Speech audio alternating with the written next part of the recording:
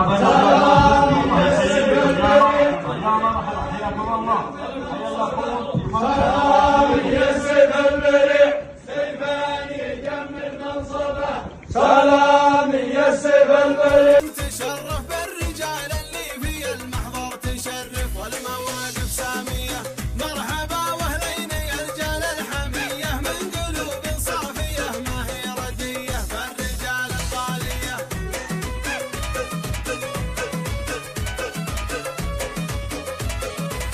مرحبا واهلا بمن جانا معاكم مرحبا واعداد ما سالت خطاكم عد ما هي ماشيه مرحبا والله على كل الكلايف ما وصلت رايكم بعد الحلايف جعلها بالعافيه خولتي انتو في الشده معانا واعرف ان اللي بيعناكم عنانا بالنفوس الراضيه انتو اصحاب المواقف والجمايل طيبكم غطى علينا بالفعايل والنوايا صافيه ونحن اولاد لكم والخال والد نعرف الواجب ونعرف للعوايد كل نصر عايله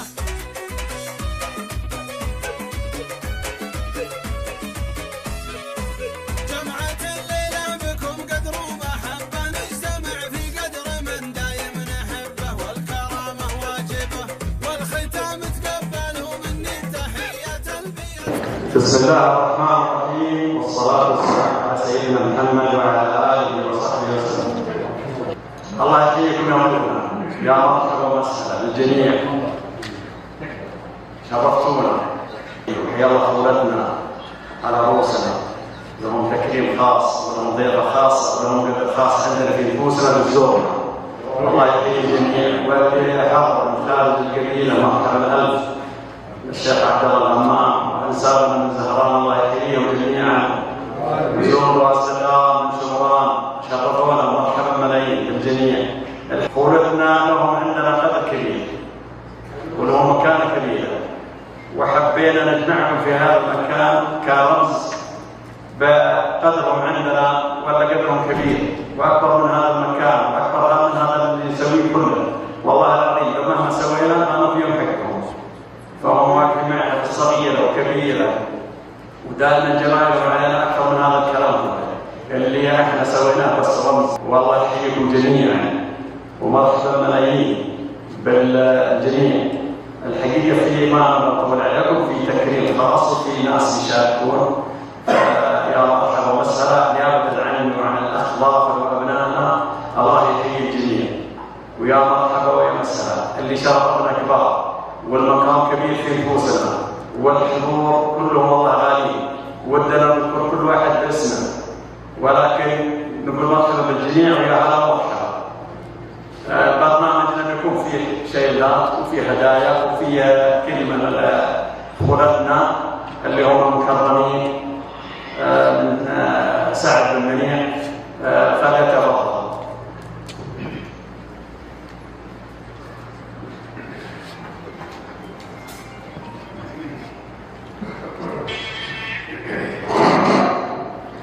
بسم الله الرحمن الرحيم الحمد لله رب العالمين والصلاة والسلام على أشرف الأنبياء والمرسلين سيدنا ونبينا وحبيبنا محمد عليه أفضل الصلاة وأتم التسليم.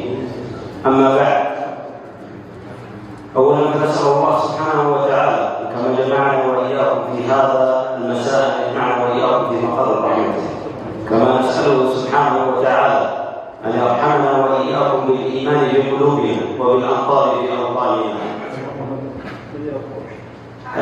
حقيقة أتقدم بهذه الكلمة نيابة عن أسرة أبو مهدية يتقدمه الوالد بن عبد الرحمن وأبنائه والوالد محمد بن عبد الرحمن وأبنائه والوالد سعد بن عبد الرحمن أبو طالب وأبنائه المحتفى بهم في هذا المساء وقدموني بهذه الكلمة لأخدمهم فيها فهم من علمني هذا المقال في هذا المقام ومنهم أستفيد في كلمتي وفي مقالي.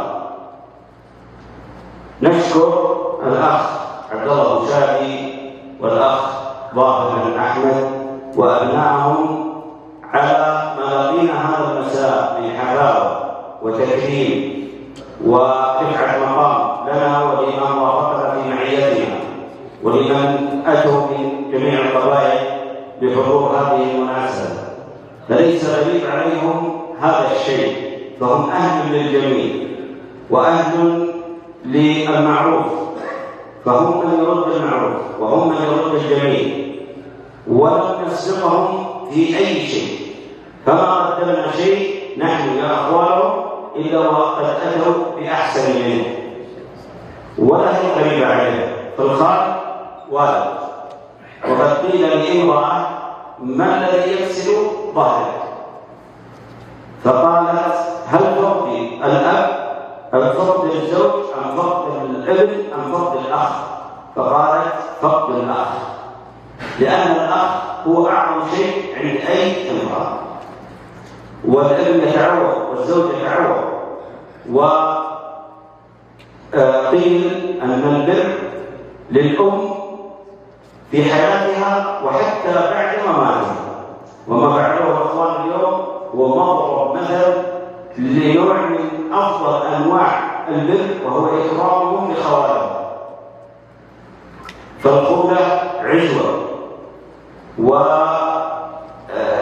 كنا في حفل قبل فتره في شاعر كتب قصيده ويقول نعرف الرجال ما يحب الخلد، فدائما الإنسان يعتزي بأهله وأعمامه ثم يعتزي بخلقه، وهذا ما فعله اليوم الأخ أبو شادي والأخ ظاهر، يعني يقدم لنا هذا التكريم الذي أتى والله بغير إرادته، لأن والله عارفينهم في كل شيء، وكان في تواصل بيني وبين الأخ أبو شادي والأخ أبو أحمد وبين أهلي، واعتبروهم في هذا الشيء، ولكنهم أصروا بكلمة أنه ما نرد جزء من جماهيركم علينا، وإنما نفعله هذا شيء بسيط ونوع من أنواع البر حتى لأمنا في قبره، ومهما نسوي فيكم نعم نحن أهل وقربى ونعرف قلوب بعض ونعرف ما عند بعض، ولكن لابد أن نزيد ونوثق أواصر المحبة بهذه الكرامة وبهذا التكريم، ولهم منا جميعا جزيل الشكر، وبيض الله فيهم والله يغفر لهم صحتهم وعافيتهم ويصلح لهم ابنائهم، يزيد في رزقهم، وبيض الله فيهم نيابه عني وعن اسرتي كافه، بيض الله فيهم ونرفع لهم عقولنا، وبيض الله فيهم والله يكفر خيرهم. الصلاه والسلام على رسول الله.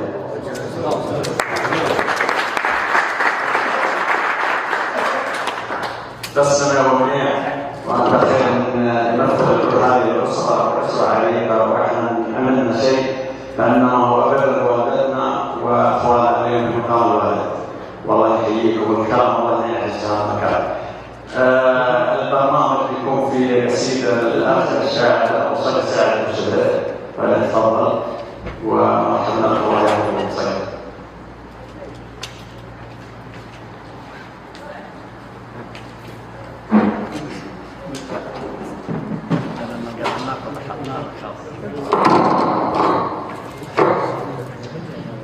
بسم الله الرحمن الرحيم، الحمد لله والصلاة والسلام على رسول الله. الأخ عبد الله بن أحمد والأخ ظاهر بن أحمد المحتفى بهم الكرام، طاب مساءكم وطاب اللقاء بكم، وشكرا لكم يا المغفور، شكرا من القلب. الرجال اللي يحتفي بذكر أهله وخواله وذويه، رجال به نخوة في شين وحمية، ويستحق أن نضع على رؤوسنا وخواتكم رؤوسنا، ولو أكرمتم وافتخرتم به من حق أن تطالب الله في كل مكان. بما أن اليوم وحدي معناته بضاعتي، ما حد يقول لي أكملنا تصفيق. لا لمحت الشعر قامي تهيالي، قمت أرد الشام الأهوى تهياله، دلت الأشعار لو ربع فنجالي تستطيب الراس ويطيب فنجاله، مرحبا في موقف يشرح البالي، كل رجال وصل يشرح باله، مرحبا يا كل ضيف ورجالي، عند رؤوس الجود والطيب والجاله، عند رؤوس العز والموقف العالي، هذا العيشه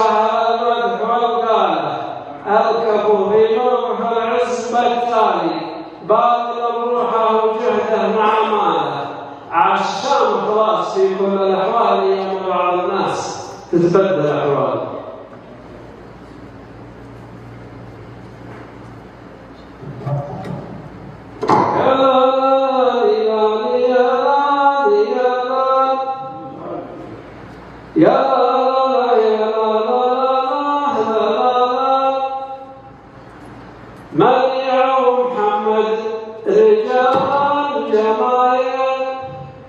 والشيخ أبو طارق زرونا الثقايا ثلاثة لكنهم عن قبايا وساعدني الله يطول بعمره يشبه سمية في مكانه وقدره سعد أبو طارق كما الجاري وسهل عشر على حب الشرف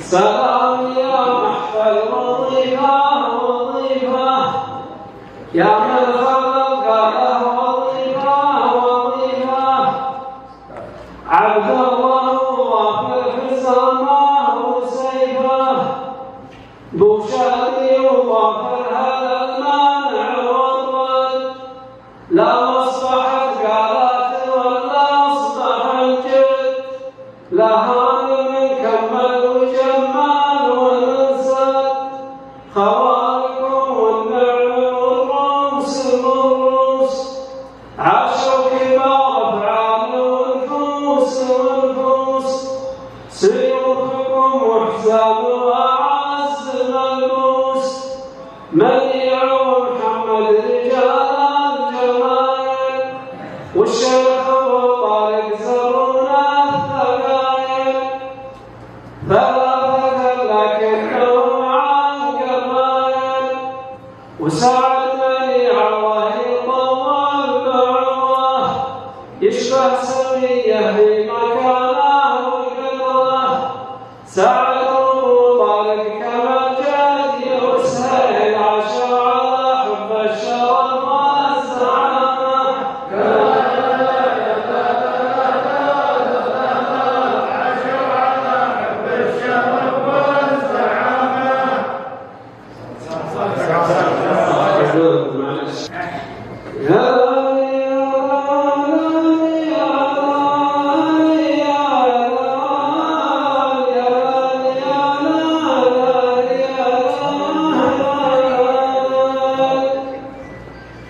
سلام يا من ياخذ المال حقوه لصارت الدعوة تحدي وناموس بوشادي وظافر رجال المروة سيوفنا والبأسنا خير ملبوس من دون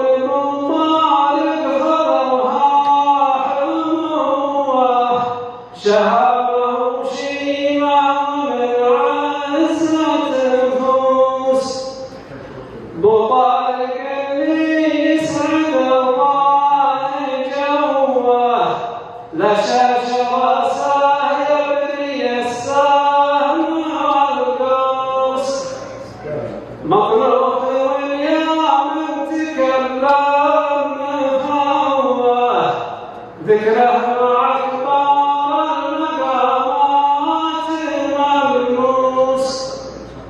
بل اسمحوا لي بس حبيت انوه واقول ان وعشتي ومدروس سوى الذي يعجبك يا شيخ سوى مناول الهاب والتروس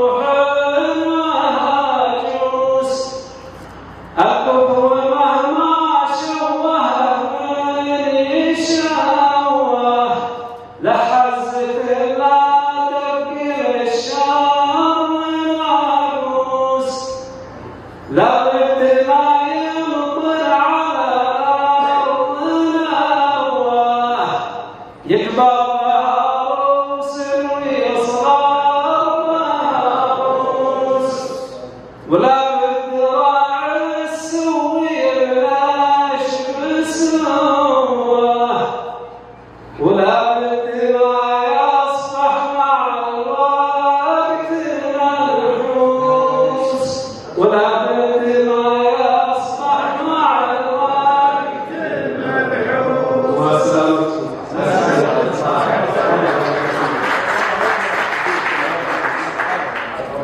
صح لسانك وتصيح وبيض الله وجهك والسلم ببقية الله يطول عمرك.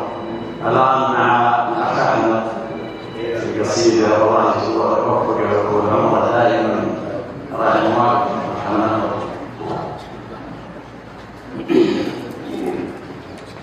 الحمد لله رب العالمين والصلاة والسلام على أشرف الأنبياء والمرسلين سيدنا ونبينا محمد وعلى آله وصحبه أجمعين.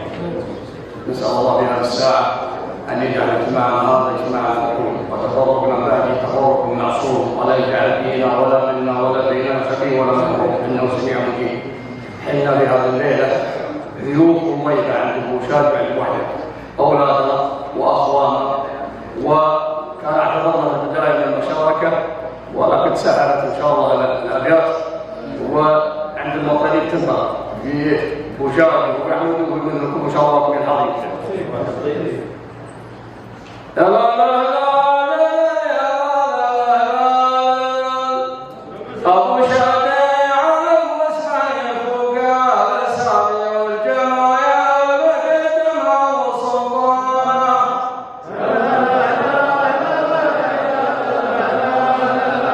والجمايل بقدمها وصبانا. يا سلام عليكم باسمي وباسم الحضور يا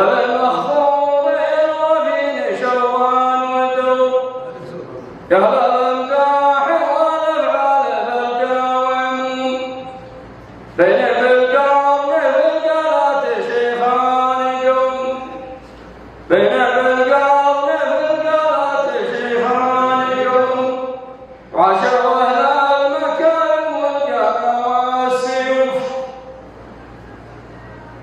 مر الموزى القبيله مر الموزى الشعوف مرحبا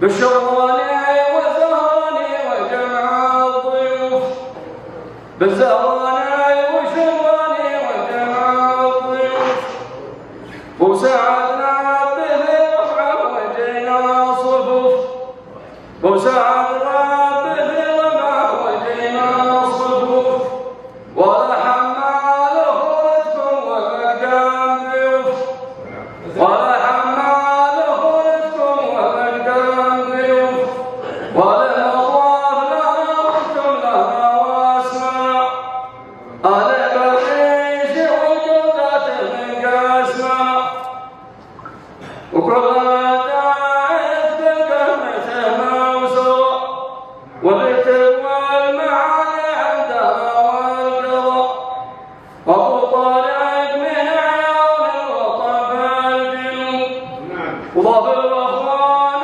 الغالين أنسى الجنوب وأبو شادي على المسمع فوق الأسامي والجمايا المقدمة وسلطانا. يا لا لا والجمايا المقدمة وسلطانا. وأبو شادي على المسمع فوق الأسامي والجمايا المقدمة وسلطانا. يا لا لا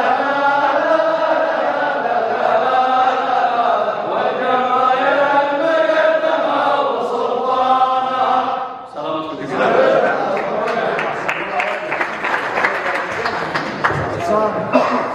بيض الله وجهك يا أحمد تسمع شكرا أخواني الأعزاء الكرام ضيوفنا الكرام هنا في تكريم خاص بطولتي وله به يوفينا معا يوفيهم حقهم. الآن لهم هدايا بسيطة رمزية وليست اللي يستحقون هذا الشيء. أبنائهم لهم علينا حق هم أخواننا كذا ولكن ما حبينا نكملها واختصرناها لا في الهدايا ولا في برضو الشيلات، ولا ودنا نذكرهم واحد واحد حتى ابنائهم في معنا. والله يسعد وابناء خالي ابو طارق وابناء خالي ابو عبد الرحمن على اننا نعتبرهم اشقائنا الخاصين بالامور في تعاملهم، في طيبهم، في كرمهم، في وفائهم معنا، فيعذرونا في حاله المقصر في شيء. الامر الثاني يا ضيوفنا تراكم كرمتونا بحضوركم وتواجدكم وتلبيتكم دعوتنا. الان في تكريم اخوتي، نبدا بالخال ابو سعد، هدايا بسيطه، وفي برضه شيلتين خاصه لاخوتي، هديه هدايا منا اللي هي مني انا وابو احمد، في شيلتين تخصهم ترفع قدرهم عندنا ولا يكون موفي، لكن يعذرنا من كلماتي انا واداء احمد بن حمد من عسير. ولكن الان نتقدم ابو طارق خالي ابو سعد نبين له الهدايا، وبعدها خالي ابو عبد الرحمن اللي هو محمد ثم سعد. تفضل يا ابو احمد. يقدم الهدايا الاخ حمزه. هدية مقدمة للوالد منيع بن عبد الرحمن، هدية فلتفضل مشكورة من أبنائهم عبد الله وشادي وظاهر، وهي عبارة عن خنجر أمامي فضة وبشت حساوي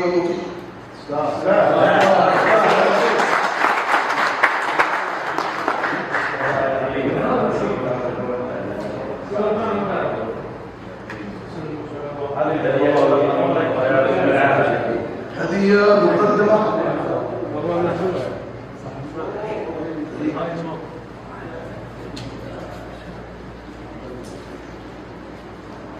هدية مقدمة للوالد منيع، هو الوالد منيع بن عبد الرحمن أبو مهدية، وهي عبارة عن خنجر أمامي وفضة وبشت حساوي.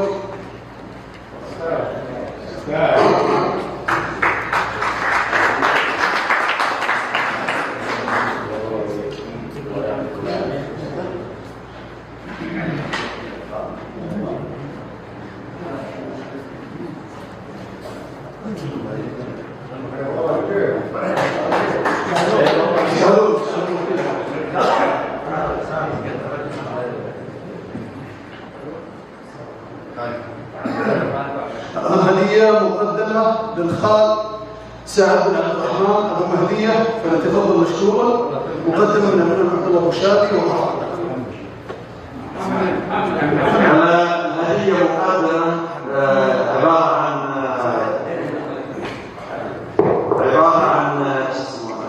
خنجر أمامي خالي أبو عبد الرحمن يستاهل ويعلن عليها. هذه الهدية الأولى وأنت خير من المادة طالما.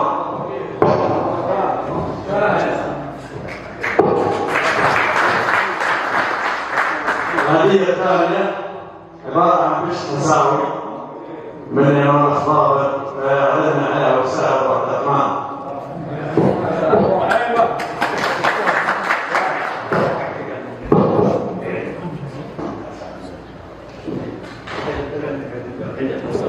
هي ثالثة وهي عبارة عن طيب رمز من شبيهتنا في ظاهر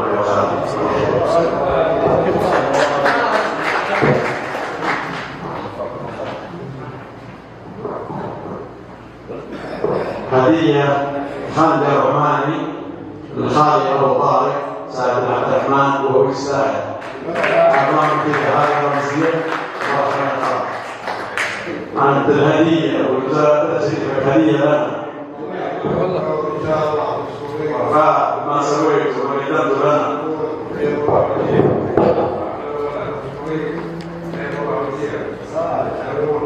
هدية الأولى.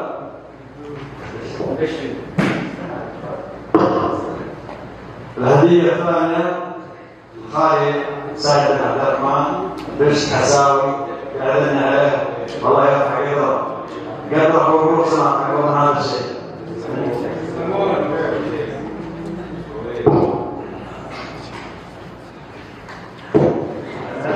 هذه ثلاثة عبارة عن طيب خالي أبو طارق الله يرفع قدره ويعلن عليها.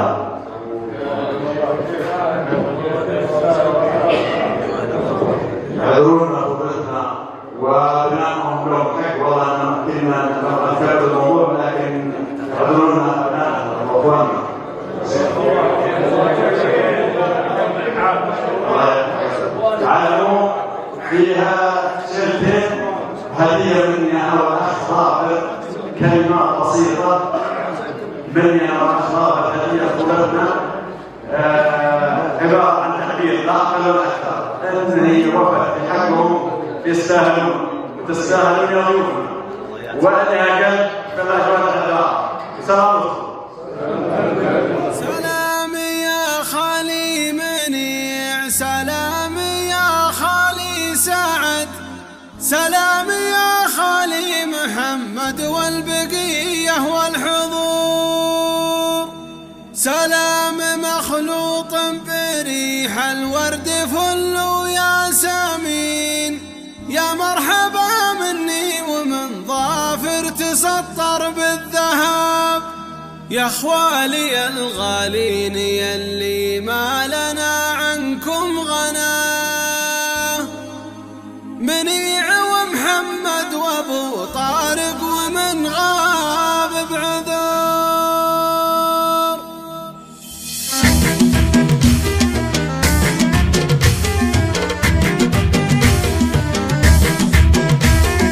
يلا عسى ايام الكفو تبقى سنين الطويله، الكفو كفو اذا تكلم وانسكت كفو لها، والغاب تثر غيبته وان جاء تبين جيته، وانا سبق واخطيت في عده امور وعفتها، اخطيت جاملت الذي ما يستحق جامله، واخطيت خاويت الذي ما تستحق خوتي، لاني من اسره طيبه وكرامه وام سيده، والخال والد والقدر محفوظ له وسط الصدر، والرجل اذا قصر معي ما عاد تنفع خوته، والوافي المطلق يحق ارفع له عقلي قدر. سلامي يا خالي منيع، سلامي يا خالي سعد، سلامي يا خالي محمد والبقية والحضور، سلام مخلوط بريح الورد فل وياسمين، يا مرحبا مني ومن ظافر تسطر بالذهب، تعم كل الحاضرين من دون تخصيص وعدد، الله يحييكم جميع واهلين يا رجال الظفر، يا اخوالي الغالين يلي ما لنا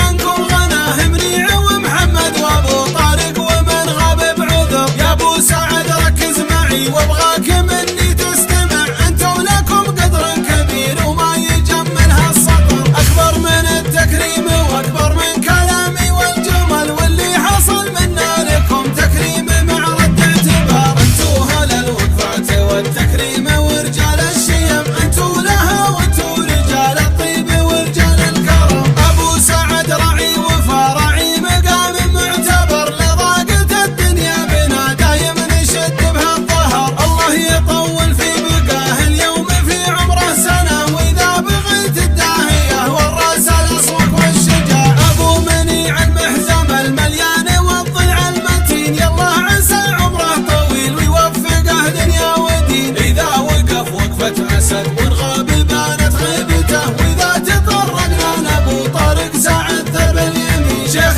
بوقفته وفي فعله وله راي سديد، هذاك ابو طارق ولا في مثل ابو طارق مفيد، يطوع اللي ما سمع بالغصب ولا بالرضا، ويعامل الغلطان كانه رجل فاضل ما غلط، رجل الكرم والطيب وعلوم المراجل كلها، انا اشهد ان شيخي في راسه وفي كل الفعول، تشهد له افعاله وكل الناس تشهد له عموم، هذا كلام الصدق والعلم المؤكد والاكيد، الله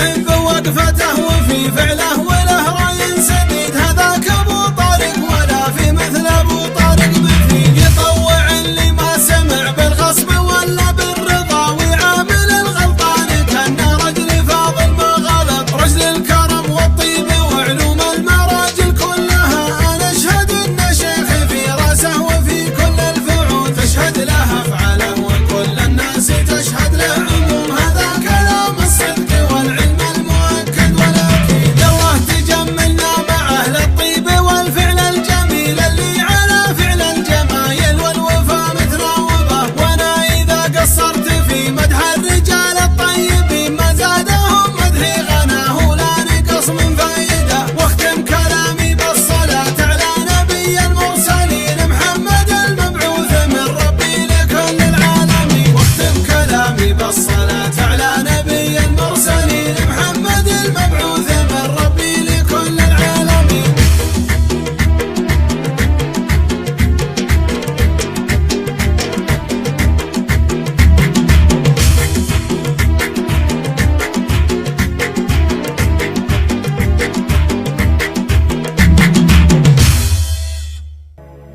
مرحبا والله على قل الكلايف، ما وصلت نايكم بعد الحلايف، جعلها بالعافية خولتي أنتو في الشدة معانا، واعرف إن اللي بيعناكم عنانا من نفوس الراضية، من نفوس الراضية.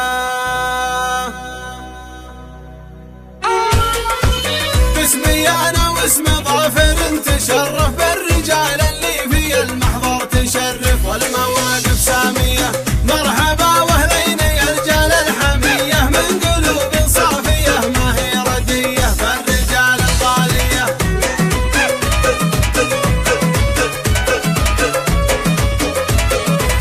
مرحبا واهلا بمن جانا معاكم، مرحبا واعداد ما سارت خطاكم عد ما هي ماشية، مرحبا والله على قل الكلايف ما وصلت رايكم بعد الحلايف، جعلها بالعافية خولتي أنتو في الشدة معانا، واعرف إن اللي بيعناكم عنانا بالنفوس الراضية، أنتو أصحاب المواقف والجمايل طيبكم غطى علينا بالفعايل والنوايا صافية، ونحن أولاد لكم والخال والد نعرف الواجب ونعرف للعوايد كل نصر عايلة.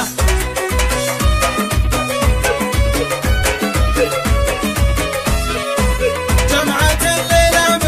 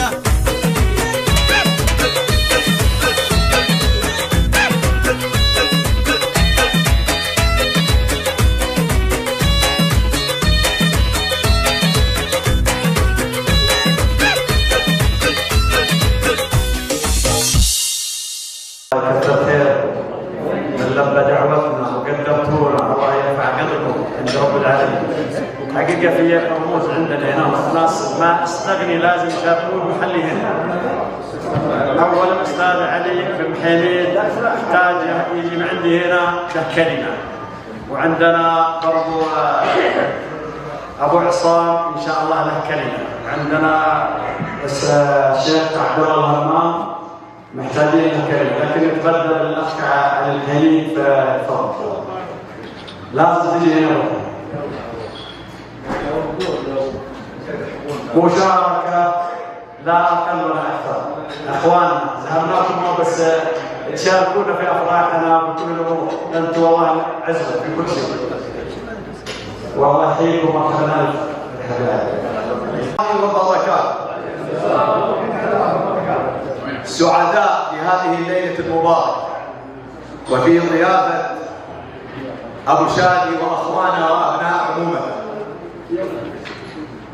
ولا أقول عند أبو شادي وأخوانا وأبناء عمومته، بل عند الشعب بصفة أكبر وعند بالقلب بصفة أعم. فمرحبا وأهلا وسهلا بمن جاء وبمن شاركنا من خارج قبائل بالقرب، وهم الأخوان من زهران والأخوان من شمران. والحقيقة زهران أبناء عمومة اللي بالقرب هم غامد وثمالة، والتاريخ يثبت ذلك. فنحن أبناء عمومة، أنساب، أصحاب، أصدقاء، زملاء مع زهران. زهران الشجاعة، زهران الكرم، زهران الوفاء، زهران الشموخ، زهران الوطن. ثم إن أخواننا شمران أبناء عمومتنا وجيراننا وأنسابنا نرحب بهم أجمل ترحيب. فمرحبا بالجميع وباسم الجميع وفي محل الجميع. أنا لا أتكلم كأنني ضيف، أنا أخو أبو شادي وأقول ما يقول، وتقولون يا بالقرن ما نقول. فنرحب بالأخوان شمران أعزاء على قلوبنا، لنا فيهم نسب ولهم فينا نسب. ولو أتينا نتبحص الأمور لوجدنا أن أبناءنا في بالقرن الذين يحملون صفة الخولة من شمران مطاليب وفوقها السحب، ولهم في الشجاعة والكرم والوفاء، وهذا من أصل الخال. كما أن نحن أنحن بالقرب، لو تفحصتم يا شمران أبناءكم الذين هم أخوالهم بالقرب لوجدتوهم ذروة القوم. فنحن نكمل بعض ونحن لبعض ونحن وطن واحد. شيخنا سلمان بن عبد العزيز، ونحن لسنا بقبائل ولا بقرى ولا بأقاليم، نحن وطن واحد من شمال هذه الجزيرة إلى جنوبها ومن شرقها إلى غربها. وطن، اسمنا وطن، استبدلنا بدل القبيلة وطن. وكما أسلفت يقودها وربان سفينتها سلمان بن عبد العزيز وولي عهده الأمين صاحب الرؤيا ومهندس الرؤيا وصاحب الرأي السديد، له منا كل التقدير والاحترام. ولا نقول إلا رفرف يا علم ودام عزك يا وطن، والله يعطيكم العافية ويبارك فيكم. لا نحب الإطالة حسب ما أفهمون الأخوان. معي قصيدة بسيطة بقولها، والحقيقة أنها ما تخص كل الناس، أنا اقتصرت فيها على بعض الأخوان فيعذرونا. لا يفوتني أن نرحب برموز حضروا معنا من قبائلنا بالغرب، من آل سليمان. أبو عاصم رجل له بصمة، أعرفه لا يعرفني، أراه ممكن يراني أو لا يراني، وأنا لا أقول هذا تزلفا أو أني أحب الإطراء. فهو وأبو نواف وجهمان والهمام وعلوان من بني سهيل، هم منا وفينا وأنتم منا وفينا، ولكن حضوركم ترى أضفى إلى قبيلة بني رزق شيئا من التوهج والانبساط. حياكم الله. الله يسلمك.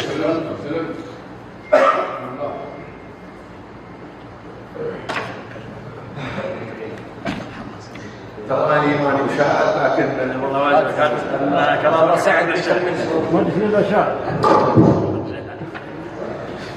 مني سلام الله لبوشادي المحبوب، رمز لنا ويمثل اهل الشعب جنوب، وعلى جميع اهل الشعب كلهم غالين، واللي هنا حاضر ومنهم لنا محبين.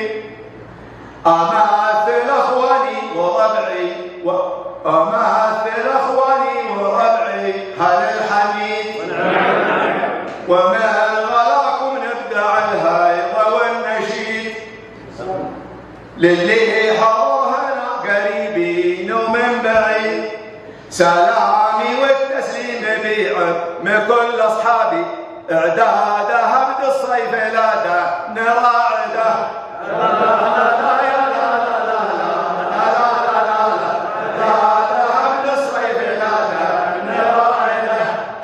مني سلام الله لبوشادي المحبوب، رمز لنا ويمثل اهل الشعب جنوب، وعلى جميع اهل الشعب كلهم غالين، واللي هنا حاضر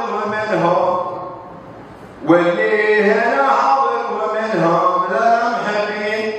امثل اخواني وربعي هذا الحميد، وما غلاكم نبدي الهيضه والنشيد، للي حضر هنا قريبي ومن بعيد، سلامي والتسليم بيعه من كل اصحابي، اعداده هبد الصيف لاده نراعده.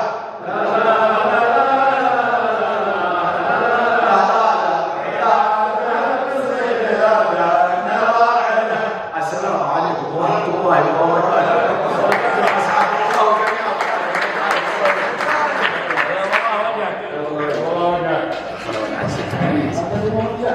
صح لسانك وبيض الله وجهك والله يرفع قلبك، كثر الله خير. الان نحتاج والله ابو عصام يضغينا الكلام، نحتاج الرجل هذا محبوب عند الجميع سبحان الله، وجدنا محبوب في عسير يعني زهراء في جميع القبائل، هذا اذا حبوك الناس حبوك الله. الله يهديك يا ابو عصام، تراك شرفتنا، تراك كرمتنا بجيتك، انت مضيق ولكن كرمتنا والله ما احتاج.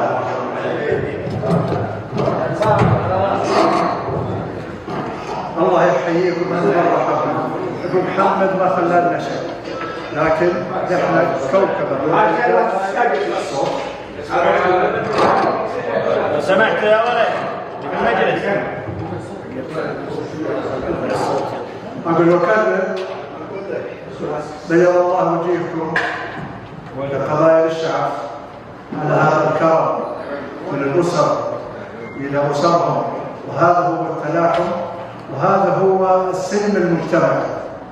هذا اولا. الشيء الثاني، فنحن يا بالقرن محافظه بالقرن بصفه عامه، كل القضايا المرتبطه فيها نرحب بزهراء. زهراء اهل التاريخ، زهران اهل الشهاده، زهران اهل العروبه. يقول شاعرهم، خلوني معلش انا بدي افضل على زهران لاني احبهم ويحبوني. هذه زهراء، شوف في بعد معركه الاتراك في صوب الشعب، يقول شاعرهم: انا زهران ما يفعل فعلنا ولا رجال، خمسه ايام الذي تحت المعابر والرصاص الليل، نحترج في سكه الطهور واهلكنا المسايفين، وكسب حتى القمر من ذبحه الطهور واحمد باشا، والشجر هلل ويكبر والسمر لما صباحنا، والشجر هلل ويكبر والسمر لما صباحنا. يسألني واحد من نجد يقول: زهراء ايش فيهم يعني متميزين من اهل الجنوب، قلت عندهم 70 صحابه او منهم 70 صحابه. يقول فيهم شاعرنا وداعيتنا يقول ظهر مجدك والطفل الدوسي جاب نوره يحمل ثاني عصايته. انتم منع يا زهران جميع القبائل في المملكه كلها منع. اما شمران فهم ارحامنا وانسابنا ورؤوسنا وتاج رؤوسنا واحبهم كثير، تزاوجنا منهم كثير وخذوا منهم، فونعم بهم ونعم جميع القبائل. ولكن لا رضى ان الانسان ينجح في قبيلته، هذا من السنه. الرسول صلى الله عليه وسلم ما اعلم بعلمي القاصد انه قال شيء شعرا الا في معركه، قال انا النبي لا كذب، انا ابن عبد المطلب، فنسب الى قبيلته او اسرته. فاقول في بلقر ونعم بالقبائل كلها يقول هي بلقر، انا تراني ماني شاعر ولهذا مش حسبت اني افسر لكم. الله يحفظك.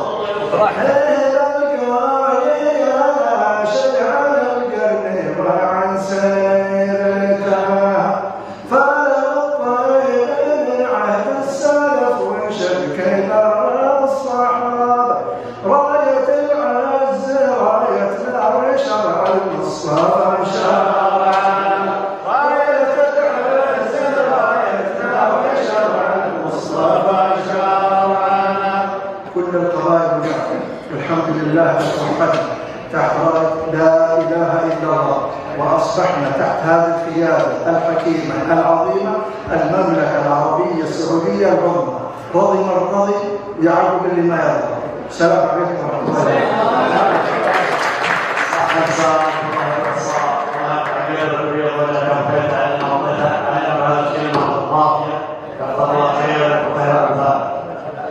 الآن مع الشيخ من شيوخ الإسلام ورمز العالم نحبه ويحبنا الشيخ عبد الله الهمام، فليتفضل يشاركنا مشاركة باللي تدل بنفسه. ونفتخر بالكرام نحن وأي شخص له مشاركة لا نسأل من جميع من هذا يا أي شيء يحتاج يطلع عني هنا واحد. تفضل الوقت وهذه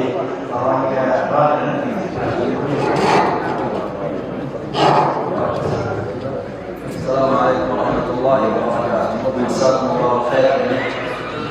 حقيقة أن نقع بعض المرات وشأب أن تتطوع الحروف والكلمات والعبارات لتعبر عما يجول في خواطرنا وفي أنفسنا، خصوصا عندما نكون في هذا المكان وأمام هذه الوجوه الطيبة النيرة.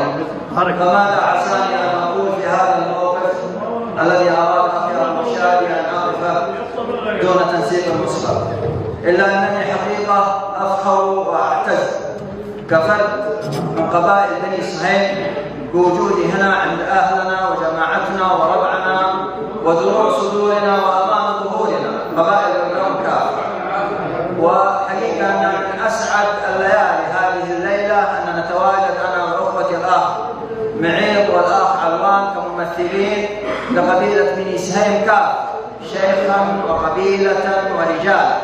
هنا أنا أقف باسم أخي الشيخ حاسن بن عايض وأخي الشيخ محمد بن جاري وأعيان بني سهيم وقبيلة بني سهيم كافة. أنتم يا ربعنا بالقرب لكم موقف، بل دعوني أحول الكلام إلى ما يستحق، لكم ملحمة مسطرة كانت في شهر رمضان عندنا نحن يا بني سهيم. قدر الله سبحانه وتعالى بما قدر من أمر تعلمونه جيدا، وكان ذلك الموقف الذي وضعنا فيه لابد أن نقف مع أحد أبناء قبيلة بني سهيم الذي حكم عليه والله سبحانه وتعالى أراد له أن تعتق رقبته في ذلك الشهر المبارك بجهود، ونسأل الله أن يجزي الجميع خير الجزاء وبالتفاف ربعنا بالقرب حولنا نحن يا بني سهيم في هذه الفترة التي مررنا بها. حقيقة شكري الوافد للجميع لكل من وقف معنا من قبائل بالقرب والقبائل الأخرى في هذه نسميها زي ما تقول نوع من المحنة التي مررنا بها، ولكن الله سبحانه وتعالى أراد لنا أن تفرج في ليالي رمضان في ذلك ذلك الشهر المبارك. كما أنني هنا أقف في موقف هذه العائلة المباركة، ولا أخفيكم سرا جميعا، هذه العائلة علاقتي بها ومعرفتي بها لا تتعدى الأشهر.